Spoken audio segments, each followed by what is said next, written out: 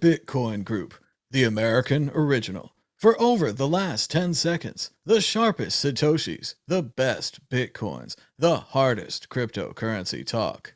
We'd like to welcome our panelists, Dan Eve, the Crypto Raptor. Give me another one of them all-time highs. Josh Shigala from thestandard.io. Let's go, Brandon. Ben Ark from LN Bits. Hello. And I'm Thomas Hunt from the World Crypto Network. Moving on to issue 1, Bitcoin ETF. We've talked about it many times before. We've talked about it being confirmed. We've talked about it being canceled. We've talked about it being rejected. But now they say it's finally here. The Bitcoin ETF at long last. According to Twitter, Bloomberg's data team is in the process of adding the ProShares Bitcoin Strategy ETF to the terminal. The ticker will be $BITO. That's right, Bitcoin ETF, a chance for normal people to invest their money easily from the stock market into Bitcoin. I'm being told it's Bitcoin futures this time. With ProShares in the lead, perhaps Valkyrie approved as well. Maybe we'll be seeing as many as 2 or 4 Bitcoin ETFs this time next week. Dan Eve, Bitcoin ETF, finally approved in America. Good for Bitcoin. Well, I think it's certainly going to accelerate it launch it into the mainstream news again. Obviously, you know that people have been waiting for an ETF for years. Some people hated the idea of it because it's kind of it's getting that stamp of approval from the existing yucky infrastructure, financial infrastructure, which nobody likes. But at the same time, it's lending credence to the fact that Bitcoin is a legitimate asset. And so it gives the wider public the ability to invest in something that's Bitcoin related without having the Bitcoin themselves, of course. But that's first baby steps, right? Baby steps is, first of all, they can own a Bitcoin via something else, and then they learn about it. They get their own private keys, and they learn about hodling those private keys with their dear life, and get into the kind of, the general, hatred of the general banking system and fractional reserve lending and all the interesting stuff that you learn about once you've actually, got some Bitcoin in some way. So I think it's positive news, ultimately, especially for the Bitcoin price. I think it's come at like a pretty kind of good time in between. There's not much FUD been around, major FUD recently. So this kind of ETF is going to give it a bit of a clear run. But I don't know if you can, if you can, are you able to share screen quickly? Because I put a tweet on there and it was from March 2017. I think it was March when the ETF, I was really proud of this one. Actually, it was a meme I did when the ETF almost got given to us. And that was it. It was like the SEC almost letting us have the ETF. And they were like, no, but this time the spell has been broken, it seems. And was it Pomp's newsletter? He leaked it, as it were, or he let people know. I think it's fun. I think it's good news overall, right? I think it's obviously had a bit of a positive effect on price, up 8% today. A couple of K lower than the all-time high. So we could be hitting it pretty soon. There may even be a mysterious weekend pump. Who knows? Josh Shigala, the title card here says, "Not your keys, not your coins." Yeah, no, that's a very good point. And actually, what I want to sort of bring forth here is that the SEC is there to protect the consumer. Well, what they've done is protect them from massive profits over the last few years. So thanks, SEC. Everyone on Wall Street should give a big thanks to the SEC for protecting them from huge profits. Because, well done. So yeah, I mean, I think it's, I don't know. I kind of feel like these huge instruments, let's put it that way, that really plug into the beast that is the legacy system. It can be also the devil in disguise, because it opens up a lot of manipulation. You're able to naked short the big players can to try to suppress the price. There's all sorts of jiggery pokery that can be done that you don't even know about out there, folks. So yeah, I mean, I'm not here to celebrate that sort of stuff. I'm here to celebrate when people in countries that really need Bitcoin start developing and picking up Lightning Network. When places that actually need this stuff start getting the stuff. That's what I'm here to celebrate. All these other guys, these big sort of players. Yeah, it's good for price, but at the end of the day, I really want the normal people to be able to buy Bitcoin, and that's what it's always been about. I just feel this is another example, like where the guy says, here's your claim and here's my claim. And you see, I drill all the way through here and then I drink your milkshake. We're going to drink them up. This is another way where even professional stock market people are starting to say the Bitcoin price could go to infinity, which Mad Bitcoin said on Twitter long ago. They have a new chart called, I forget what it's called, stock to Momo or something. And it just curves straight upward. It's like just an S curve, but it just keeps going up. And they're like, yeah, this is what it'll be like. All of the wealth of the old system will be sucked into this Bitcoin. And how will it happen? Things like this ETF, things where you can go with your retirement money. You don't have to learn what Coinbase is. You don't have to learn what a private key is. You don't even have to learn what an Ethereum is. You can just buy shares of this Bitcoin ETF thing with your stock market money. And if it goes up, hey, it goes up. It's wonderful for all the normal people, all the stock market people. And again, this is how we get their money. This is how we get their investment is I drink it. I drink it up. Ben, Ark. Yeah, I mean, higher price is ultimately good for stability. More liquidity is good for price stability. So then it would make it more useful for people in those poor countries, which are obviously why we're all here, is for Bitcoin to be a free and open source money, intergalactic free and open source money. Anyone can on-ramp onto, and you don't need permission to on-ramp onto it. But these ETFs, they're not really for the likes of us. They're for these retirement funds and these huge investment funds, which can't get exposure to Bitcoin by buying and holding Bitcoin. It needs other on-ramps, which are regulated and SEC approved. So that's why they have to trade these ETFs. I mean, this isn't the ETF we've all been waiting for, a Bitcoin-backed ETF where they buy Bitcoin and they hold Bitcoin, and then people buy shares of the thing in the ETF. This is still, just futures, which you're so when you're buying a share in the ETF, you're getting exposure to Bitcoin futures and actually Bitcoin sat, which they're actually holding.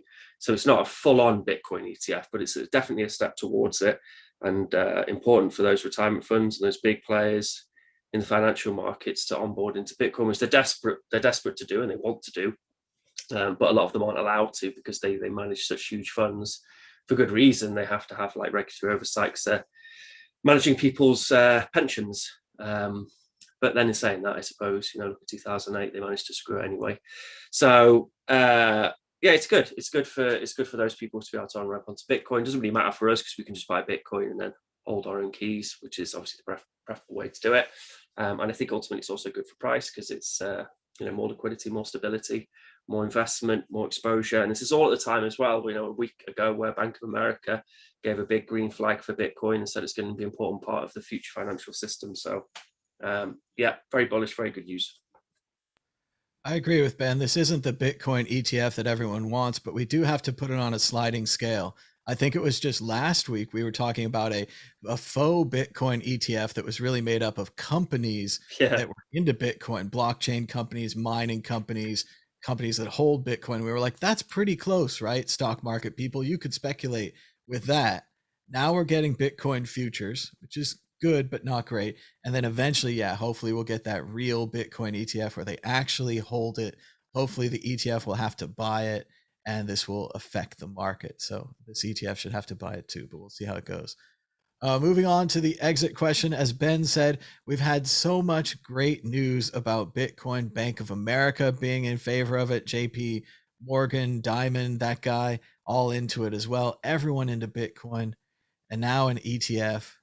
Is this the part where they stop fighting us and they stop laughing at us and they start joining us?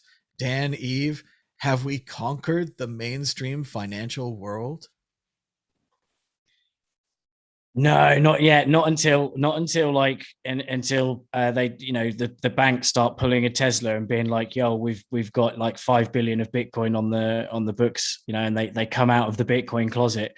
But I think very good point about the exposure for pension funds, because you know that a lot of people have got money locked up in a pension and they can't do anything with it, and they can dump it in, like they can keep it in cash, which is obviously a ludicrous idea because cash is crap, and or now they have the choice to actually put it into a Bitcoin ETF, if their pension provider allows them to have that ETF. So I think that's a very good thing. But yeah, not big, not mainstream, like, and unfortunately I think it's not proper like mainstream until the banks actually say, and then it's going to be like one of those but yeah, we could see that coming moments. Josh Segala, have we conquered mainstream finance? No, long way from it. But definitely, so Bitcoin is like the gold, but I think DeFi is definitely taking on a big chunk. Like the stuff that's coming out of the space is really amazing. And like I mentioned it a few shows ago, but Coinbase daring to offer 4% is really scaring the SEC, because they know that there'll be a kind of a run on the banks. If everyone pulls their money out of the banks and puts it into Coinbase because they get 4% instead of 0.1%, then it's a no-brainer. Why wouldn't you do that? And it's effectively a bank run, and they're already having liquidity crunches in the background. We just don't know it yet, but it's quite frightening for them. And if you think sex is good, try fucking the system. Ben Ark, they've got a Bitcoin ticker on CNBC. They've got an Ethereum ticker. They're always talking about crypto. Surely we must have conquered mainstream finance by now. Yes, happened today. You're correct. Good call. It's the new darling of the mainstream Western finance. So, yeah. Yes, we're number one. Bitcoin is king. All others are just kind of okay. Hey, shout out to the chat room. I could see you in there. I can see you chatting. Give us a thumbs up and a share. Subscribe down below. We're live again this week. Shout out to Raul Duke. Apparently we've got a tip in there. I just minimized the chat room, but thanks so much for the tip. Thanks for your support. And be sure to give us those thumbs up. Moving on to issue 2. Issue 2. Bitcoin tops $60,000. Nears record high. Remember when El Salvador adopted Bitcoin and the price went down and the mainstream media made everyone think that the experiment was over? It's not over. People that got free money from El Salvador are in the black. Square, who invested heavily into Bitcoin, in the black. And I hear Tesla's about doubled up on their billions and billions that they put into Bitcoin. The price is up and everything is good from now until forever. Josh Segala, what do you think about Bitcoin breaking 60K again? Yeah. I mean, it's the typical modus operandi of Bitcoin. Shake out the weak hands. I really feel that the El Salvador move was to basically punish El Salvador and make them look like idiots. It happened pretty much on the day, but it was at the similar time that that Coinbase listed. So I think there was sort of a pump leading up to the Coinbase listing, and then there was a natural market correction and a little bit of probably large banking elite crushing it a little bit too, just to because El Salvador, even though it's a tiny little country, the fact that they are making a legal tender, it's a big move. Even though that they're doing it pretty badly, I got to say, it's like centralized and you sort of have an IOU of it. It's not the best way of doing it, but it's an initial step. It's a foot in the door. And so yeah, and Bitcoin price always comes back up. It It has since day dot, when it went up to $30 and everyone laughed because it went back down to $1. When it went up to 100, and then everyone laughed because it went back to 30. And then when it went up to 1,000, everyone laughed, and then it went back to 30. Like it just keeps doing that. And I don't know when people are going to learn. I mean, most people, what they do is they get in at the top because that's when all the news and everyone's laughing about it, and saying, wow, this is amazing. And they get in at the top and then it crashes. And then they suffer for a while and they learn about holding. And then it starts to cruise up and they hopefully haven't sold, because sometimes you have to sell. And so, yeah, it's just bound to happen, isn't it? Bound to happen. Ben Ark, Bitcoin 60K again. Yeah, it's just so many different variables. Like, and when the price, when we had that Elon pump and then the Elon dump, like the Elon pump felt very synthetic and like it was in no way justified the huge price gains we made. And then the crash, it was like, oh, okay, now we're going to go back down to the sort of level we should be at. But then we had the El Salvador stuff, and now we've got the favorable context from the US, which is coming out. So there's just so many different variables, which is just giving it lots of upwards momentum. And it'd be very hard to suppress it. And I do think as well, like a lot of people, because Bitcoin has pumped hard, like in 2017, like a lot of normal people now have I could have bought and I almost bought Bitcoin story. And now they're seeing the price go up and they kind of wish that they did buy it and they did hold it. So there's a large proportion of the population now which have more of an understanding that, holding Bitcoin is quite an adrenaline ride, but it's something you have to do for a period of time and not just be trigger happy on your buy and sells, which is good as well for the price. There's just so many variables. And I like if the El Salvador thing went wrong, and the experiment failed in some way, which it could. I don't really see how, but it could really fail. Like, Bukele runs off with all the money. Then there'll be some some FUD. Some of the press will be perhaps. I mean, I don't even know. Some of the press will be like, oh, what do you expect if you use Bitcoin as a currency? This is what's going to happen. Some officials just going to run off with all the money because it's like a bear asset. But I don't think that would bring the price crashing down. I mean, I would have said that it would, when the El Salvador news first hit. But now with all this coverage from things like the Bank of America thing and the ETF and like you say with the Tesla and all these big companies holding Bitcoin as well, I don't know. It doesn't feel like one thing could bring it down. You need them to collectively all work together and flood at the same time in order to bring the price down. So yeah, we're just going to keep going up, and then it's clear skies. Once we break the all-time high, it could go anywhere, couldn't it? I mean, I think the original target was $220,000, and I guess we're still on target for that. Before maybe a reversal to like $100,000 or something. But that was the original target. So yeah, it's just going to go up. You're muted, Thomas. You amateur. I have two mute buttons. I saw a great tweet that was highlighting an old tweet from a few years ago, and the guy had said something like, oh, it's a good thing I didn't buy Bitcoin at $2. It sure went down after that. And then someone had said to him, how's this guy doing? Is he still alive? And the guy wrote back, I'm alive, but dead inside. And I think Ben's right. I think a lot of people have that story now. A lot of people are like, my cousin was into Bitcoin. He told me about it and I didn't buy it.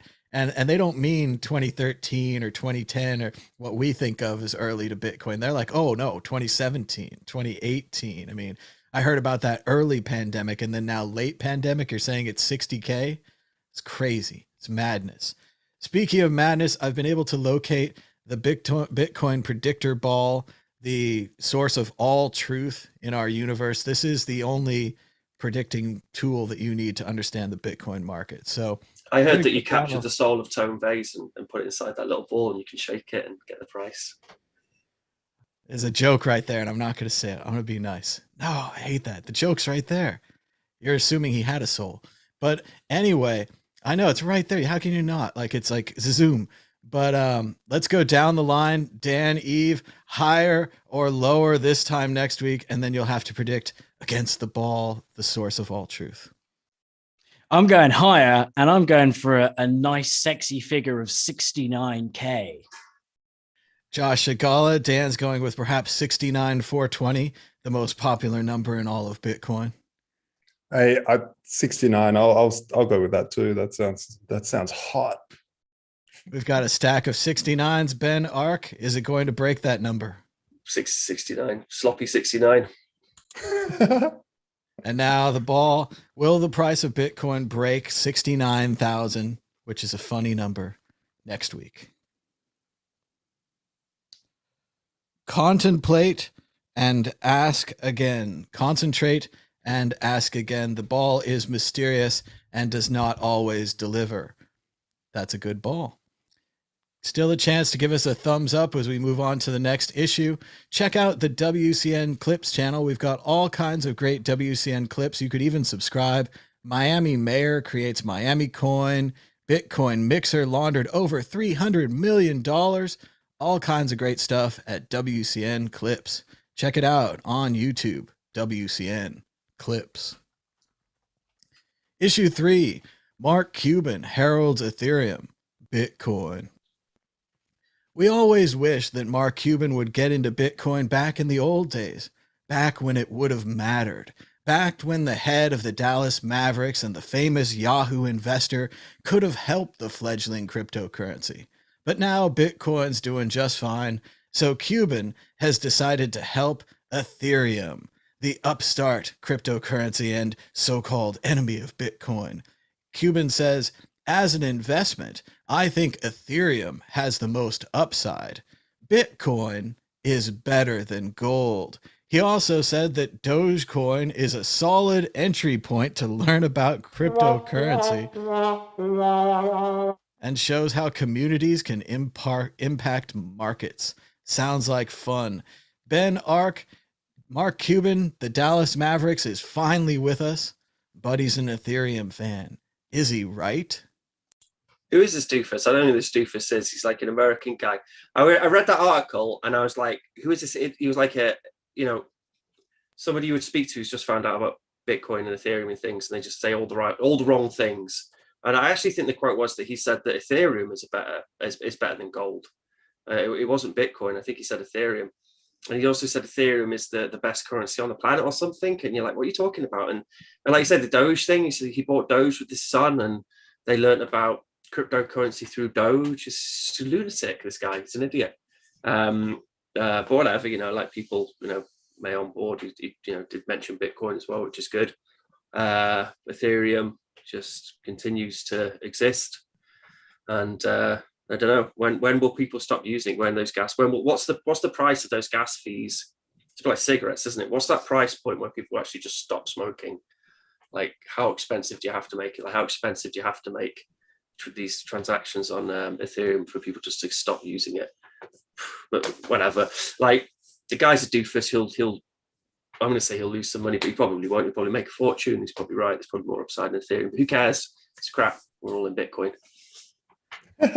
I feel Ben's right with that. With the Ethereum, it does kind of beggar the question when you're paying gas fees equal to the item that you're purchasing. Like, are you, buying cigarettes? Are you in the downward slide? But you can say the same for Bitcoin. You can say the same for on-chain Bitcoin. Why is on-chain Bitcoin so cheap to transact at the moment? I don't get it. I was thinking about this today because I was looking because everyone's modeling. Right, because it's going up in. So usually when you have like a crazy pump and we're going towards near all-time high, you have crazy fees, but it's cheap. It's like $3 to send a Bitcoin transaction. What's that all about? But I think the peak fee last year wasn't until Bitcoin was back on the descent and everyone was scrambling to get out. So on the way up, it seemed like it was, relatively, obviously it was going up, but it wasn't going crazy. Whereas it was after it had reached all-time high that it suddenly just went boom, fees just went mental, loads of people trying to exit and faff about. And Oh, fair enough. I couldn't understand. I had to pay someone in Bitcoin. I was going to complain about the fees and try and get them to pay for it. And then I realized how petty I would be because it's only $3. I didn't understand why. I was like, why is it so cheap? It shouldn't be cheap. Okay, that makes sense. I think it's like Yogi Berra said, that place is too popular. Nobody goes there anymore. And Mark Cuban, just to recap, because everyone's forgotten already, but way, way back in the beginning of the internet, Mark Cuban launched this thing called broadcast.com. To my knowledge, he illegally broadcast college basketball games on broadcast.com, then sold it to Yahoo for something like $300 million. It gets even more exciting because this was at the peak of Yahoo, when Yahoo was worth, I don't know, $187 a share or something. Mark Cuban then proceeds to sell something like 90% of his Yahoo investment before the .com collapse, before Yahoo collapses. Other people that were with him that were very well off in this deal did not sell, lost most of their money in the .coms. Mark Cuban survives. Then he purchases the Dallas Mavericks NBA basketball team, becomes an outspoken basketball person in America. But everyone's forgotten that, yes, broadcast.com, to my knowledge, illegally broadcasting college basketball games that he had no rights for. And then Yahoo barely even used it, doesn't even use the domain name anymore. Another one of those horrible .com purchases that they just had. Is that common knowledge, or is that something you're probably going to get? Oh yeah, it's out there. Yeah, I mean, I don't know the details. I wasn't there, but yeah, I do believe that yes, he was illegally, and again, at the time, no one else was doing it, so it was like they weren't even considering it as a market, and he helped them presumably realize how important streaming would be. But it certainly maybe gave a backdoor. Sorry, they accepted it. Well, he certainly got away with more money than Yahoo. Let's move on. Dan Eve, what do you think about Mark Cuban, the basketball man, getting into Bitcoin and Ethereum? Well, it's another kind of real world, I say respected but well known. Because obviously some people aren't a fan, but well known person that's talking about Bitcoin. So I think it's a big. Obviously, it's pretty big. Whether he did say that or Bitcoin's better than gold or Ethereum, but Bitcoin is definitely better than gold. I think you could even want to argue with like all the gold mining and all the byproducts of getting some gold out that of the ground, that Bitcoin's probably like, I don't know, less pollutant. Maybe, I don't know if anyone's done a study on that, but gold's pretty bad for the environment. But I think unfortunately that's where Ethereum might have a bit of a leg up from society at the moment, because everyone's jumping on the environmental bandwagon. Obviously the recent FUD, the last year has all been about Bitcoin mining and boiling whales and all of that, and carbon emissions because of Bitcoin. And obviously Ethereum is moving to proof of stake, which is poop of stake, and but obviously proof of stake has less environmental impact. So there may be a kind of a bit of a war with the environmentalists versus the Bitcoiners, who are hardcore proof of work versus the hardcore proof of stake. But the fact, we mentioned about fees a minute ago. So like the fee at the moment, I think it's it's saying $3.33 at the moment. Dogecoin itself, Dogecoin fees, considering like it's Dogecoin, right? It's a joke. The fees still are pretty much a joke. It's like 50 cents to 55 cents to sell some Doge, which is actually pretty hardcore. Ethereum, on the other hand, if we all remember back, way back when Vitalik laughed at Bitcoin for having like, I can't even remember the amount, but he was like, it was in 2014 or something, and he was like, our Bitcoin's fees, the internet of money, ha ha ha. So to send Ethereum right now will cost you $8.64. To send a token on Ethereum will cost you $26. And to have do a Uniswap, obviously, there's a Uniswap, so it's kind of cool. It's all decentralized and all that. $82. So, but going back, $8.64. So it's nearly 3 times as expensive to send Ethereum as it is to send Bitcoin right now. And that is why Bitcoin is king ding-a-ling and queen ding-a-ling for the gender diversity out there. Josh Shigala. What was the question again? Mark Cuban, Ethereum Oh yeah, that's versus right. Bitcoin. Yeah, Cube, the old Cube. I love it. These people come out of the woodworks and they're just sort of experts because they made money somewhere else. Like Bill Gates is an expert in health, and Mark Cuban's all of a sudden an expert in Ethereum, and you get all these people that just because they've been successful somewhere else, they don't really equate to them being successful elsewhere instantly. Saying that, obviously he was a clever guy. He picked the top of the internet bubble, or maybe he realized, there's a bunch of lawsuits probably coming my way with this basketball deal. Let's just sell those, and I don't know. But or maybe he went and got his shoe shined, and the shoe shine boy was talking about getting into the internet and realized that, hey, this is a bubble we're going to pop. Nevertheless, he was pretty clever, and he sold at the top, and he didn't hodl because actually, I don't know, would you still be up? How's Yahoo doing compared to the top of the bubble? Still pretty crap, right? Yeah, but I don't know. I'm just not a big fan of cult of personality mouthpieces talking about stuff. Really, it sort of bores me. I do think you're right, though, Josh. Cuban picked a good time to sell and should be celebrated for this. This is a special skill. You have to imagine he had the money in his hand. He'd never had that kind of money before, and he looked at Yahoo and he looked at the internet and he looked at the money in his hand, and he was like, I could do a lot of stuff with that money, and he took it off the market. And a lot of us are unable to do that. We talk about good things like 5%, 10% taking a little bit off. But there's another point where if you hit your number, and I don't know what his number was, I think he got, 100 million or 200 million. He got a lot of millions for this, right? But maybe he needed $1 billion, right, to be happy. And if Yahoo had stuck in there, he could have gotten that $1 billion. But it seems like he was pretty good with the 200 million. I think he bought the Mavericks for cheap. I'm going to screw it up. I want to say 30 to 80 million. Basketball teams used to be affordable, if that's affordable. But yeah, shout out to Cuban. But I totally agree with Josh. I wish they'd pick someone that was right about Bitcoin to talk about Bitcoin rather than someone that was completely wrong. And then now saying things about Ethereum and Dogecoin and other things, which are very questionable. It could happen, but it's questionable. Bitcoin gospel is so easy. It's like, oh, Bitcoin's nothing in its currency, and it has a Lightning Network now. And it's like, wow, that's pretty rad, right? But the thing is, I don't see Ethereum as competing with Bitcoin in the same way. Like, honestly, I don't. I do think there's a lot of things competing with Ethereum. And I do think that Dogecoin is more inflationary than most countries. So why would you use that and to even have fun? Because is it fun to lose money, Mark? I don't know. Is it? But Ethereum, Ben, you mentioned the high fees. Bitcoin's had high fees as well at really crucial moments. And we all talked about the second layer and building on that. And there is a lot of work and a lot of really hard, great engineers working on Ethereum trying to solve that just the same with layer 2.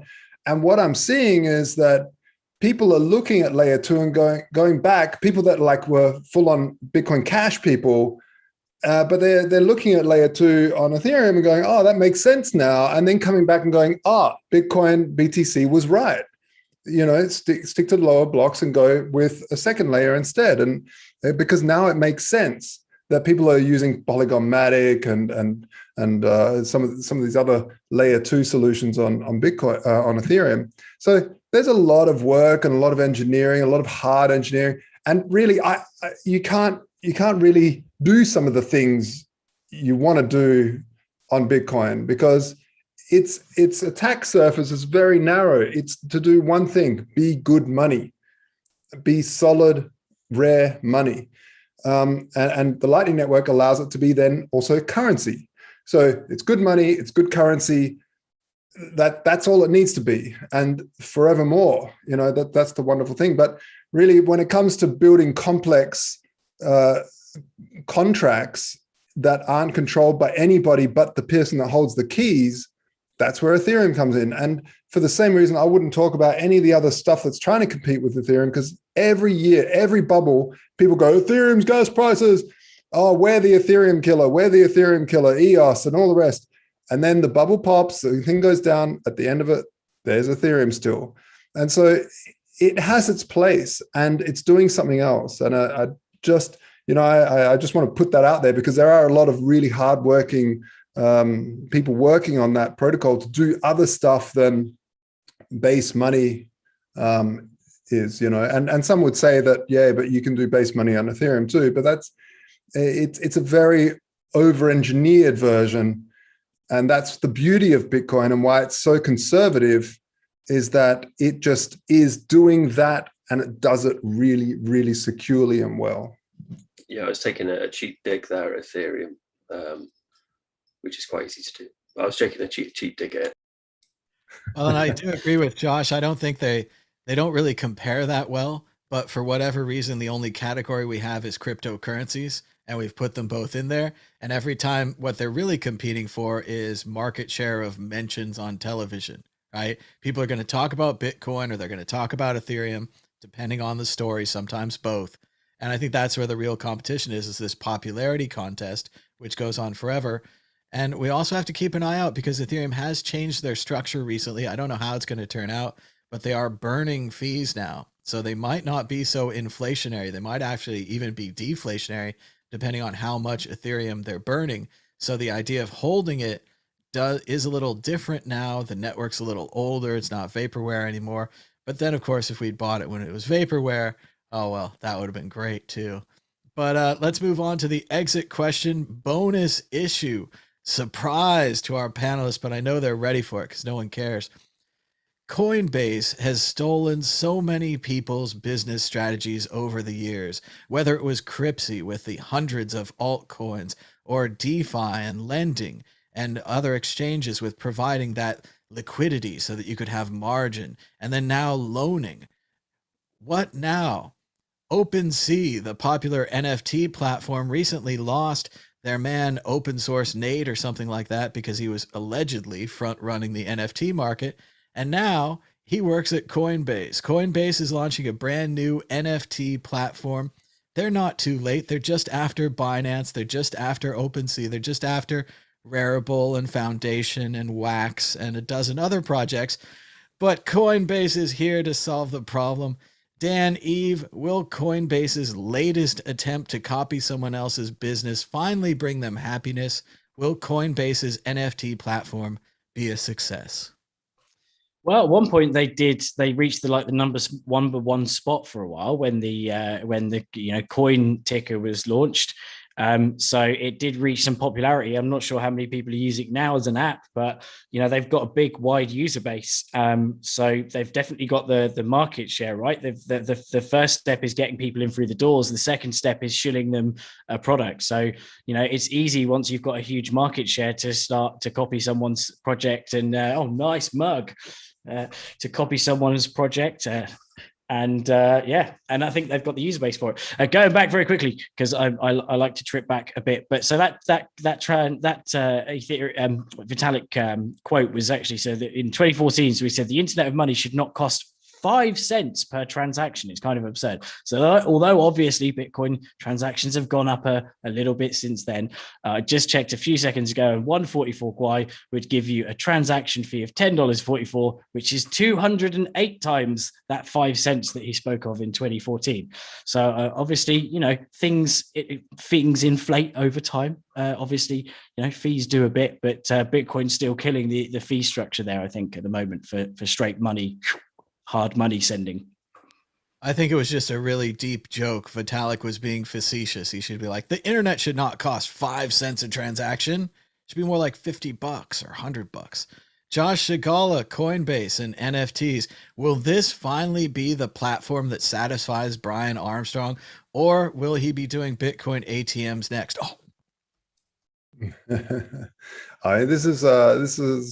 This is typical of many platforms, and it's kind of sad for like Google and stuff do it as well. They just copy. Facebook does it. Twitter does it. We had the what is it, Clubhouse, and then Twitter just comes out with Twitter Spaces instead of investing in Clubhouse or like lifting up these entrepreneurs. They just outright compete with them. That's fair enough. It is what it is.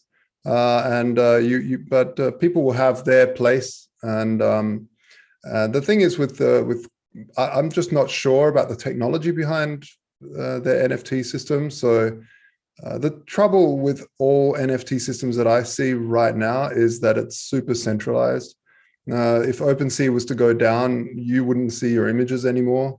There are a couple that run on IPFS and stuff, which is pretty cool. But IPFS also needs a bit of work to become more popular. And this is the issue. And I'm guessing all images will be hosted by Coinbase then. So they are now an art dealer.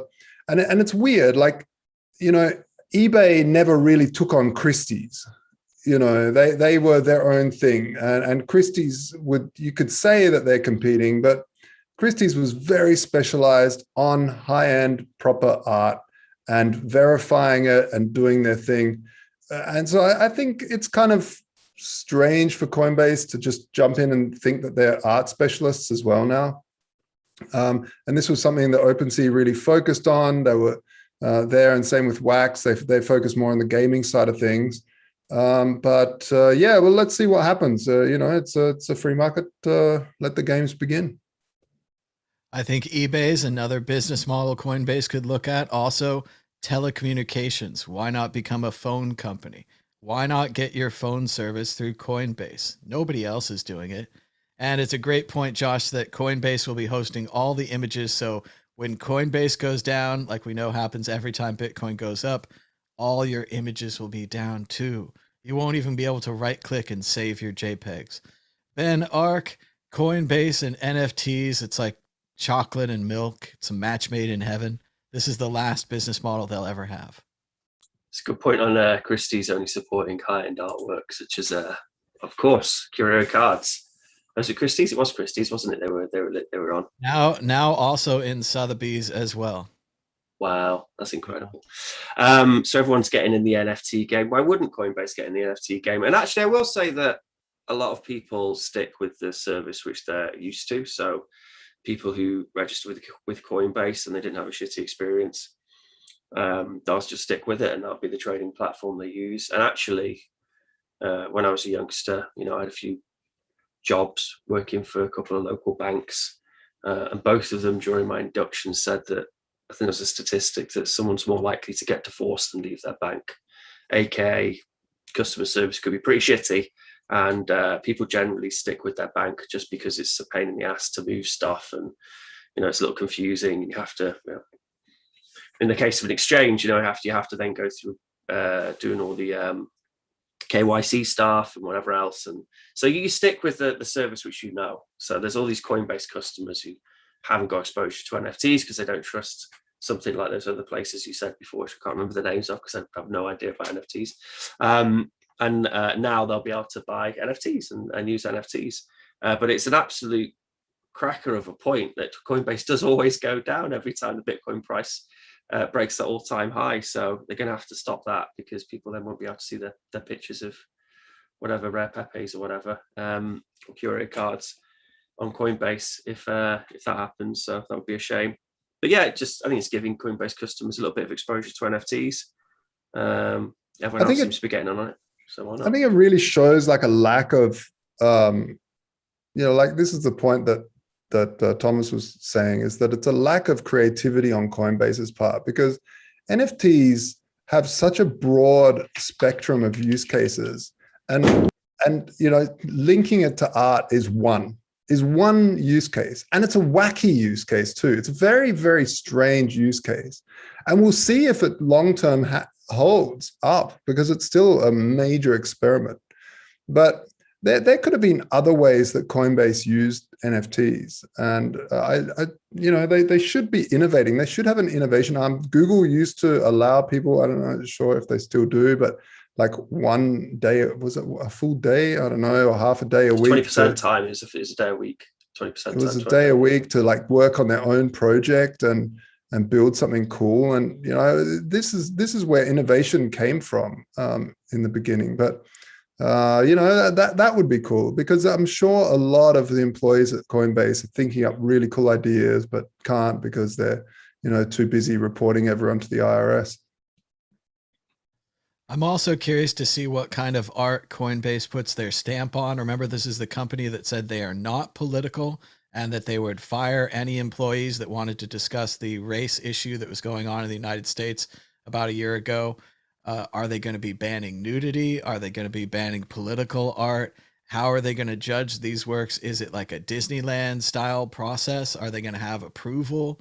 It's very questionable, like Josh said, for them to get into this art business, right? There's lots of NFT businesses, tickets, other things that they could easily be involved with, which would fit more to their finance style rather than hosting art, which is also a copyright issue.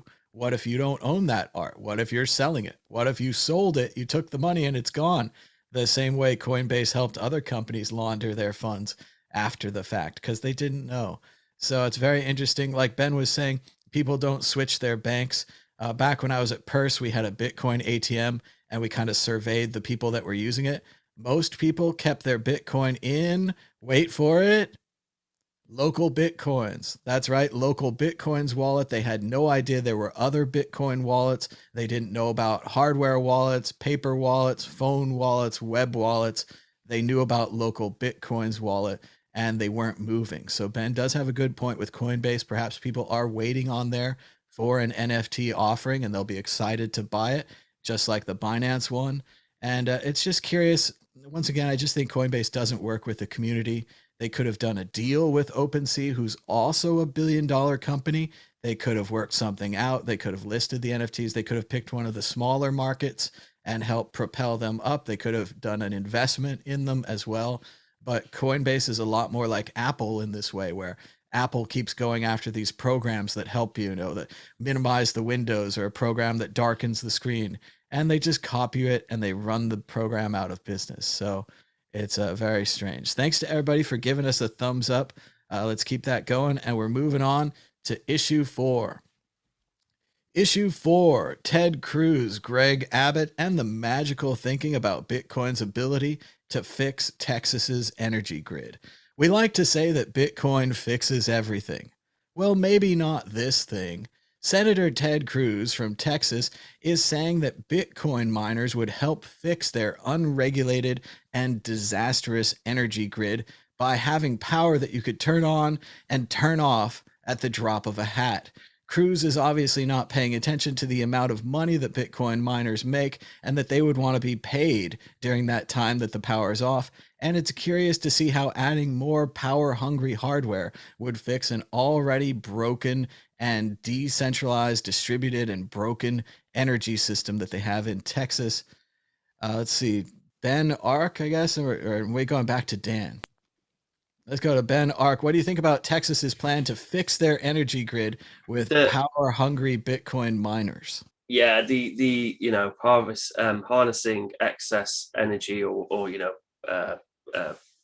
being able to buffer out peaks and troughs of your energy production and sales through using excess to mine Bitcoin or something as part of your business model. It's a very sexy concept, but it's bollocks. But it doesn't make any real financial sense in most circumstances, most scenarios. Someone probably told him the idea over dinner and he was asked for an opinion or to speak on Bitcoin mining in Texas. And he says that they want Texas to be like a Bitcoin friendly state, so maybe it's in that vein. And he's just having an opinion on something, quite a shallow opinion on something which he clearly hadn't done too much research into. But yeah, I mean, miners are, I'm pretty sure that they're not developing at the rate they were. So an older miner is profitable to not, you can still have it profitable, not running all the time. But I still don't think we're quite at the point where you can flip them on and off and it make any sort of financial sense. But hopefully we'll get there. I suppose the only time maybe it would make sense is like with geothermal or something, maybe where you've just got access to free, energy in the ground, and then somehow, have that work with energy usage in some way. But then he's still powering down miners and losing money. So yeah, no, it's I don't know too much on it, but I mean, it sounds like a pretty ill-informed, statement from the governor there. It's likely he means that Texas is geographically big, so it'd be great for mining, thinking in the old-fashioned way where you dig into the ground for Those stuff, things. But now you'd rather have a working power grid, right? If the power grid shuts off in the middle of winter and people are freezing to death, adding Bitcoin miners to the solution is hard to see that as a solution. Dan, Eve, what do you think about Texas's plan to fix their energy grid with Bitcoin miners? Well, it's a good point you make about the heating, right? Because if the miners were to continue running, hear me out, and they continued mining Bitcoin, then they could funnel the heat into people's homes in some ninja way. That's one way, right? Because there's a heat. I saw a hit. Did anyone see the heated swimming pool recently? There was a Twitter a tweet. I can't remember who it was, but they tweeted about heating a swimming pool using Bitcoin miners. So there's obviously that recycling of energy, I think, that could work. Maybe they could pair up with some sort of energy storage like thing. I know that there's like all sorts of stuff, bit like gravity batteries and pumping water back uphill, so that even though the miners could still continue going, but they could take some of the excess energy that's even from the miners and gradually put that into storage in either, I don't know how effective they are, but gravity batteries and all of that. There's loads of different stuff. There's even like deep sea like balloons that they're looking at, pumping up with water and the electrostatic pressure and all of that. There's plenty of ninja things that they can do. Maybe they've got the idea because obviously, there's Boca Chica and SpaceX. So maybe Musk has been rubbing shoulders with them and talking about the old Bitcoin mining. But I think very good point raised about the fact that it would be hard for someone to turn off their Bitcoin miners. Imagine Bitcoin pumps to like 250K and they're like, oh, but there's people who are really cold, and you're like, but Bitcoin's 250K and we can buy them some blankets. Let's just buy them some blankets. And then we keep mining the Bitcoin. We give blankets out for free, maybe give people some of those hand things that you crack open and it keeps their hands warm for a little bit. I don't know. They can come up with stuff. Maybe they might actually, write into some form of contract if you're a Bitcoin miner. And you're using, you've got a contract so that you have to supply X amount of electricity during downtime, and therefore it would force their hand into creating some sort of storage backup, etc. Maybe even something crazy well out there. Tesla and their new batteries, the solid state batteries, there's iron batteries now. I don't know. Maybe there could be some sort of synergies there where the excess energy could be stored in sort of Tesla's batteries, and I don't know. I think there's lots of opportunity, right? We don't want to write it off. It does seem like a semi-politically charged article, obviously, but all part of the fun. Make some very good points, and I think let's all make friends, make Bitcoin great again, and keep the Bitcoin miners pumping and people warm. Dan reminds me of this great Pete Davidson joke where he says, I leave the air conditioning in my apartment on all day long, all the time. But don't worry, I'm into global warming. I leave the window open. Doing my part. Josh Shigala, more on this exciting story about Texas's energy grid being fixed with miners. The thing is, like, I'm all for everything Bitcoin. Yeah, cool. Bitcoin use case. Yeah, awesome. But there's some things that just don't make sense. For like years ago, there was some company that want to make light bulbs Bitcoin miners, and it made zero sense. I mean, light bulbs get hot. Like the last thing you want is a hot thing to have more heat. And it just made zero sense. It was just weird. And then they went into making toasters or something, and it also like didn't make any sense because you're like, what? Like, I mean, it made a bit more sense because they could get so hot that you then grill the toast. But weird. That thing. Company's name was Bitfury. That's going public, valued at $1 billion. Wow. Amazing. Well, they never ended up making the light bulb miner, which was the wackiest, weirdest thing. And just like this, it's kind of a strange. It makes sense if you have vast amounts of energy that just is sort of getting wasted, and instead of, because it's quite hard to turn down energy production, just like it is hard to turn off Bitcoin miners. So you can sort of sit in there in the evening and it just sort of consumes them. Be interesting to see, that sort of thing makes sense. But yeah, I'm not quite sure where he's going with this. I definitely, the thing is, my brother is on Palma, that's on the Canary Islands there, that's exploding. The volcanoes are going crazy. And when you sort of sit there for a second, just looking at those images streaming, you just think, man, the whole world is sitting on this molten lava, like this massive amount of energy. It's like, Australians are pretty good at digging pretty deep, and so are Texans pretty good at digging deep. Like, can you just dig a little deeper? Because I'm pretty sure once you dig far enough, you can just pour some water down there and steam will come up the other end. So I don't know. It seems like the energy thing is so charged with profit motives that it's kind of some of these obvious things. I don't know. I mean, I'm not a geoengineer or anything, of course, but seems kind of obvious. Dig a little bit deeper, free energy. It is interesting to see these things when a child or a politician gets a little piece of information and then they try to apply it to everything. And they're like, Bitcoin is good for energy grids.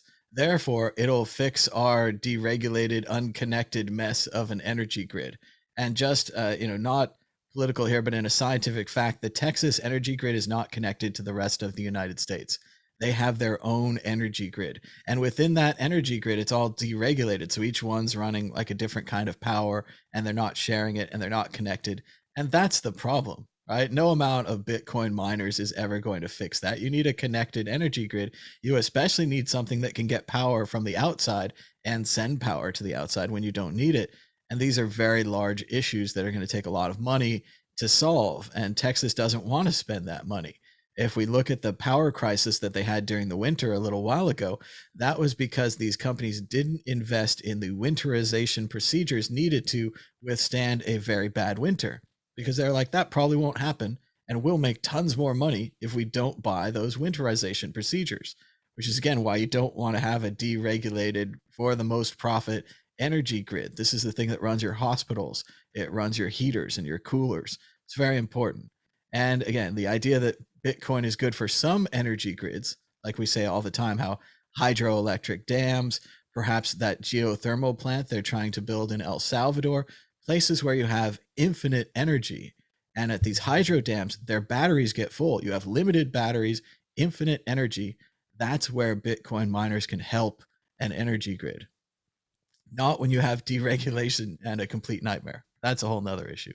But let's keep moving. We've got another bonus issue here. Just announced this morning, Tether has settled with the Cftc.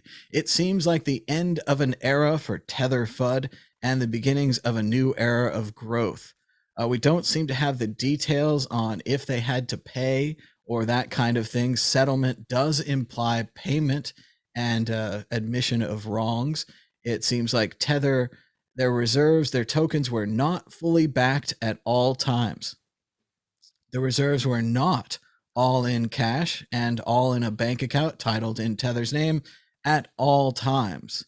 As Tether represented in the order, it has always maintained adequate reserves and never failed to satisfy a redemption request. Let's go to Ben Ark. What do you think about Tether's settlement with the Cftc?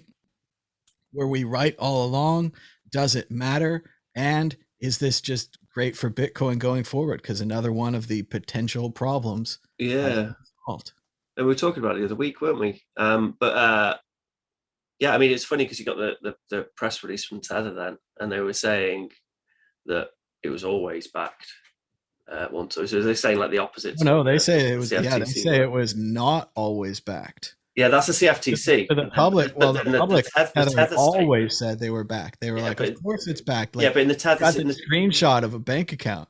But in the Tether statement on this topic, they say that it was always backed. And then in the CFTC thing, which the statement was for, they said that it wasn't always backed.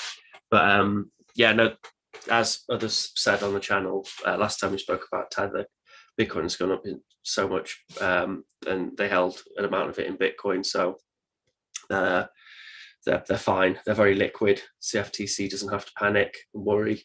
It was amazing that, like Janet Yellen was freaking out about Tether because it could impact the US economy, because it's the same size as, if it were a bank, it'd be in the top 50 banks in the US and could potentially, if it did collapse. So this is why there's a lot more eyes on it. But yeah, you're right. It's another potential thing which could go wrong and break, is now taken care of. So more reason for Bitcoin to go up in price, and just buys a little bit more time for people to work on excellent alternatives, such as our colleague Josh and the Standard.io. So hopefully more and more people will move from this centralized hacky solution, which they came up with early on to solve this problem. And then now we have much more clever, complicated solutions where you can provably not have it break, or you're less likely for it to break, or for the funds not to be there and be backed by the like with the Standard.io. So yeah, so hopefully now, before Tether does implode, if it ever does, then there'll be better solutions which people would just pivot onto and use. Dan Eve, no more Tether troubles. Everything's good from here on out. I was kind of hoping there was an exit question to the last one, and it was like, how many people does it take to change a Bitfury Bitcoin mining light bulb? Trick question. But anyway, I think it's this kind of comes with this Tether news. The settlement seems like a bit of it's very well timed. There's no conspiracy there, but it's just coincidence. But it's well timed with the ETF sort of news, and when Tether gets going, Bitcoin gets going. It's kind of does seem to happen. I used to like tracking like Bitfinex. And obviously, Bitfinex is still going. What they have picked up on, they have picked up on. But what it's picked up on is I don't know, all of them in one, is the fact that they used a spreadsheet. So remember last time the article said like we proved it. It said like Tether proved it by having a slideshow with a pie chart that said, well, they've backed it up because not only did they have PowerPoint, but they also have a manual spreadsheet that was used to track all the assets, which I think's pretty cool. But I think it's this is paving the road for definitely I don't know, we're going to see 100K. It's going to happen, and 69 by next Friday. 69. Everyone, bring your love hearts with you. Spoiler alert: a spreadsheet is Coinbase's plan for managing NFT technologies. Don't tell anyone. And Dan also reminded us of that classic joke from Yakov Smirnov. In Soviet Russia, you don't change light bulb changes you. Josh Shigala, your thoughts on Tether finally being settled? No more controversy. Everything's good from now on. Yeah. The thing is, I was never quite sure why the CFTC really had a dig at Tether, because they're there for futures, swaps, and options, and certain derivatives. It's like derivatives markets. I guess because Tether is a derivative of cash, maybe that's why. But and nevertheless, Tether is one of these beasts that I think will end up going down because they're trying to become more and more legit. And when you go more and more legit, you open yourself up to the reason why Satoshi created Bitcoin was in the first place was because the Fed doesn't like competition. The Fed has to put up with Bitcoin because there's no way to shut it down. But Tether can be shut down. Same with USDC. Same with all of the other USBC. Same with all of these other centralized stablecoins. You don't really need to. The government doesn't really need to do much. They can just say, no, it's illegal now, and stop all trading on it, and it would really crush it. And the other problem with these centralized things is, especially big problem, is that once you get so big with billions on the balance sheets, whether it's cash, but also a whole bunch of different assets, it's very, very hard to pivot quickly into a more friendly jurisdiction. You know, that's extremely hard. There's all exit taxes and all sorts of stuff. So I'm not sure where Tether's keeping all those assets or where they register and this, that, and the other thing. But I would, I'm thinking that this is definitely not the end for Tether. I think as the CBDCs or the central bank, you know, shit coins that they'll end up producing, as soon as they do, they're going to put their foot down on that. The other thing is, of course, I mentioned it last week with the negative interest rates heading into the US. If anyone's keeping an eye on that, it'll happen. Like it's only a matter of time, like it is here in Europe, and that's the reason we don't have a Europe stablecoin, because of the negative interest rates. It kills the whole business model. There's so many USD stablecoins because they don't have negative interest rates. So once that happens, these business models, they suffer a lot. Now, some would say that Tether now, because I'm guessing the moment that they weren't backed fully was the moment when they bought Bitcoin on the dip. And it was a huge dip. I think it was after 2017, after it went down like crazy. And then they bought it right down near the bottom. Absolutely genius move for sure. But extremely reckless, extremely reckless. And if they had a Tether run at that moment, they wouldn't have been able to cover everything. And that would have been it. But they did it. It went back up, as Bitcoin every time does. And now they're way over collateralized, I'm guessing, because they're not very transparent. But at the end of the day, you're still trusting that central authority to run a good business. And that's very dangerous, because they control a vast amount of the entire decentralized crypto industry. Whether that's on the Ethereum side with all the DeFi, or the NFT side, or the Bitcoin side, or everything has a part to play with the amount of volume that Tether's doing, especially with the arbitrage markets. So it's an existential threat. It always will be, unless people move over to the things like, you know, decentralized algorithmic stablecoins like what we're building at the Standard, like Ben said, or MakerDAI and stuff like this. These are really interesting ways to solve that problem, because I think there is a use case for stablecoin. Of course there is. That's why it's so popular.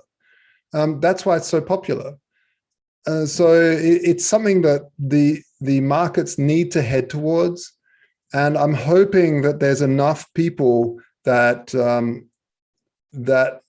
are actually in it for the right reasons to make the judgment on what stablecoin they use, and say, right, I'm going to use the Standard, or I'm going to use Maker because I want to do something right for the entire ecosystem, and slowly get away from these centralized stablecoins, which are, you know, in the long run, just very dangerous and a huge attack vector. So yeah. I think Josh is right. I want to agree with him there. The original idea of Tether is that they were holding a large bank account full of USD. And it was really simple. One Tether, one USD. Like Josh said, maybe somewhere in there, we don't know, but they're like, maybe we should invest some of this money. And that's where this incredible paragraph from their settlement press release comes in. Ben and I were arguing over what the meaning of this were, so I wanted to go through it a little bit. As it says here, as to the Tether reserves, there is no finding that Tether tokens were not fully backed at all times. So that means if Tether is, say, $100 million, they have $100 million in value to back that. Now here comes the next line, which is great. I would have used however here, but simply is a brilliant choice. They say simply that the reserves were not all in cash and all in a bank account titled in Tether's name at all times. So that means that these reserves that were supposed to be one Tether to $1 were in some other form than cash. Could have been. They're in my bank. They're in the guy, one of the CEO's bank accounts. Yeah, we didn't. Could have been the CEO's bank account. It was in somebody else's name. It was like, they couldn't buy enough Bitcoin under the Tether name. They had to use another account. They had some kind of which is a huge security problem. If you're a bank and you're like, you have assets, like, it's not just like, oh, we stored it in Joey's garage. It's like, you stored clients' money in Joey's garage. What are the security procedures of Joey? His phone. We don't have no idea. Has he done any training? But yeah, it's a brilliant sentence there. Very, very, very well lawyered. But yeah, simply that the reserves were not all in cash and all in a bank account titled in Tether's name at all times. So they got away with something here. Who knows how much they paid, but just like the Stellar thing, where Stellar paid them and moved on, or maybe it was Ripple, it was a license to operate. Once you get your license to operate, you get your ticket checked, you pay your penalty or whatever. Tons of free money. Tether the company. You know what I find funny though, in a weird, tragic way, is that all you need to do is buy a banking license and you can just go as much fractional reserve as you want. Then it doesn't matter. Then the FTC doesn't really care. You can just, well, I don't know how much of our clients got holding and how much have we got on the balance sheet. It doesn't matter anymore. Zero reserve. It doesn't matter.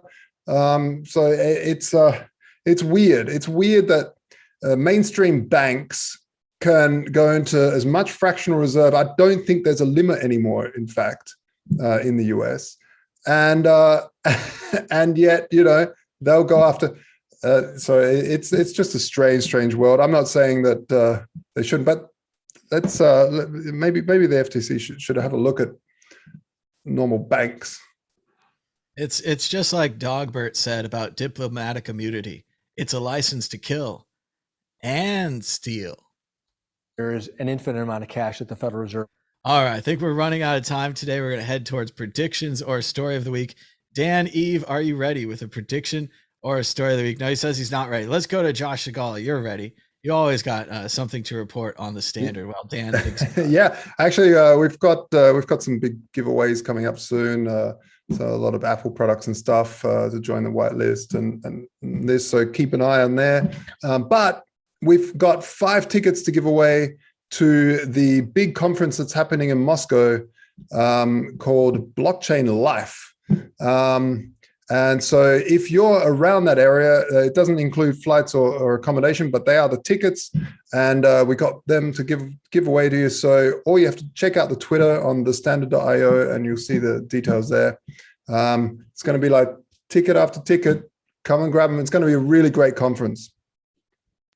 And do they get hats? They get hats. They sure do. It's hats all the way. You can choose from a Cypherpunks Right Code from the standard, or the initial Satoshi block reward out of those two. Well, that sounds great. I like the Cypherpunks Right Code one. It's very good. So check out thestandard.io. Ben Ark, do you have a prediction or a story of the week? Go ahead. Is this Block Life? It sounds quite gangster. Does that say block? It's like blood, but it's like a C and a K. Block Life, bitches. Block Life. That's a very hardcore move, man. If we could just make a K out of these two here, because they've got the BLO, Block Life. Ben grew up in a bad neighborhood in Wales. There, it's like not so good. Yeah. Blood. No, not a lot really. I didn't know about this Moscow conference because I've always wanted to go to Moscow, and I wonder if Stefan Snigerov is going there from Perspective Wallet, because I know he's back and forth to Moscow, and he's always good. He always runs workshops when he goes to a conference, so I just wondered if he's doing any workshops there. I think Tone's going. Tone Vase. Okay. Yeah, he's going, and because he's Ukrainian, so he can speak the lingo, can't he? Yeah. I was really blown away. All of a sudden, Tone was speaking Russian. I was like, what the hell? Yeah. Just getting ready for the El Salvador stuff. Oh, a big shout out to Stefan and Tal. They're working on. So with LM Bits, we've got a fast API branch, which is where we're switching out the backend framework used for our server to fast API, just to make it, because we have this really annoying bug when your server scales. It occasionally just trips up and you need to restart your server.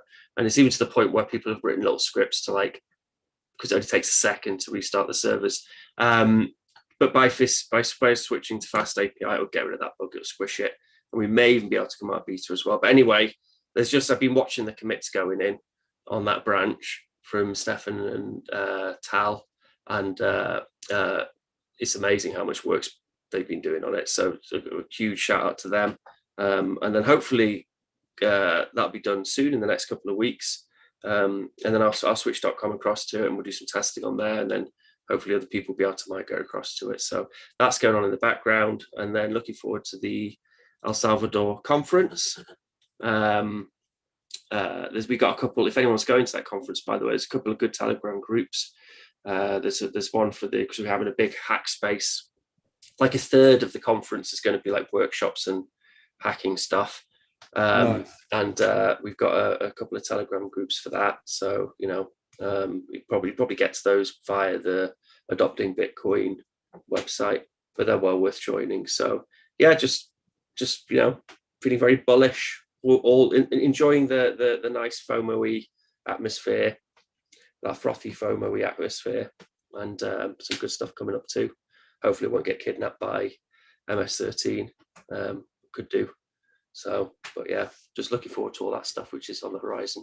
You just need to get your block life. That's thing. true. I could do my block life thing. I was going to get maybe some tattoos. Just need some face tattoos and start mumble Yeah, rapping. I'll like Ali G it up, and I'll pretend I'm one of the MS-13 guys, and then I might join them, and then kidnap a rich German Bitcoiner, hold them for ransom. Yeah, some bits. If you can throw signs about like that, I don't think you have to worry about MS-13. You'll just be like, boom, they'll be worried. They'll be worried about me, won't they? If I do that, I'll show them. They know all this. I'll walk the other way. All right, so I have a story of the week too, because Dan's waiting. Shout out to Dennis, who I think is this D11N. He's apparently done some incredible work over at Tallycoin. My man DJ Booth put up a bounty, and it looks like Dennis is taking it home. He's getting Tallycoin Connect ready for Get Umbrel and Raspberry Pi Blitz. He's received the lion's share of the $2 million sats, 2 million sats bounty. So shout out to Tallycoin, which is tally.co.in. It's a great fundraising platform. You can bring your Bitcoin address, start a fundraiser. They don't take any percentage of your fundraiser. They give you a nice webpage with a chart and a graph, and it shows you how people are donating, and it's great to link to people. And they're working on a new version right now. I think it's going to include the Lightning Network, and it's going to have Tallycoin integrations for Get Umbrel and for Raspberry Pi Blitz. That's great. Thanks to Dennis. So great work, Dennis and DJ Booth and Tallycoin. So keep it going. Well done. And now, Dan, are you ready? The story of the week. I am. I hope you've all been waiting for it now. I've kept you in suspense. It's not a story of the week. It's not a prediction. But it's something that's happening in the future. And at one point, after it's happened, it will be a story of the week. And that's the CoinFest is 25th to 28th of November in Manchester. So it's been long awaited, because usually it's in like April, and it got put off obviously last year because of the COVID, and then it was November, and then the COVID still happened, and then the COVID still happened. So now it's the COVID's still around, but it's the 25th to the 28th of November. So and it's free, it's completely free. There's some cool workshops, there's some cool talks and stuff, and it's in Manchester. So get yourself a ticket. I think it's the biggest one so far. There's like 2,500 tickets already. So get involved. Manchester, UK, 25th to 28th of November, 2021. And see you there, or see you square. And shout out to Adam, the organizer of CoinFest. He's been sick lately, and I hope that Adam gets better and feels well. And our thoughts are with his whole family and everything. It was a great convention. I got to go there a couple of years ago. It's so funny, you guys. I only seem to travel when Bitcoin's down and everyone's super depressed and no one cares. So I always go to these things when they're small. And everyone's like, last year we had so many more people. And Dan's telling you that this year there's going to be so many more people because it's free, right? Anyone can go to CoinFest in Manchester. And the same thing for Bitbrum in Birmingham when we went there. And it was the same thing. They're like, yeah, you're just picking the wrong years to travel. It's crazy big. You come, it's small, and then it's crazy big the next year. So shout out to everybody in the UK. I hope they have a great time. Well, the answer hang to on a that, minute. Thomas, I is thought when you come. travel, sorry. Well, the price goes up, but the community is down. We're always like just coming off of a down or something, I think. Yeah, you need to come to CoinFest, Thomas. That's the answer to that, isn't it? If you're not seen it busy before.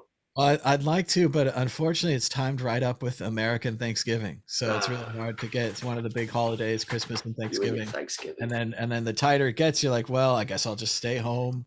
And it's Well, like I I think stayed home last year, I'll stay home this year, and hopefully next year will be better, right? it's about time for you to do some thanks taking.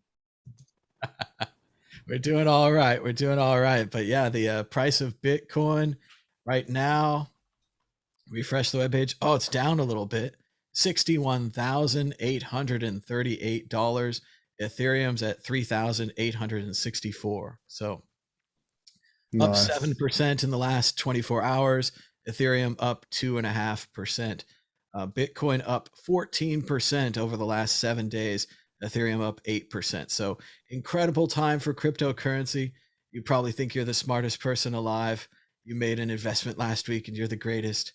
So it's still good to take some profits, but like everyone says, we're going straight up forever. So we'll see how that goes. Anything else you guys want to say before we head towards the end of the show? Doesn't that sort of percentage price bump, doesn't it just show again how illiquid Bitcoin is, and how it could very well, quadruple in price? Like, Well, especially easily. when the fees are so low, it means no one's moving them. Yeah, it's bizarre. Well, and the stock to flow model is really just about the supply of Bitcoin, that there's less and less Bitcoin all the time. And then now, if you take into fact the one ETF or perhaps multiple ETFs that are being announced, I don't know if they've purchased their Bitcoin yet, but one of the things, hopefully, to be a real ETF is to hold a bunch of Bitcoin and to buy it and hold it. So if they haven't done that yet, they're going to do that. Additionally, the rest of the market knows what an ETF's about. They've seen it happen with gold, with diamonds, with other industries, these ETFs. And well, we'll just have to wait and see. It could be just a complete supply shock. More people want Bitcoin than there are Bitcoin available, causing the price to go up. And once we break the all-time high, there's nothing to hold us back until we go back down again, and that happens with the markets. But yeah, crazy time. Everyone's bullish. That probably means we're doomed. But who knows? We'll see. Check your charts and everything. Talk to Tone. But we're running out of time today. I think we're going to end the Bitcoin group. So thanks again to everybody that gave us a thumbs up.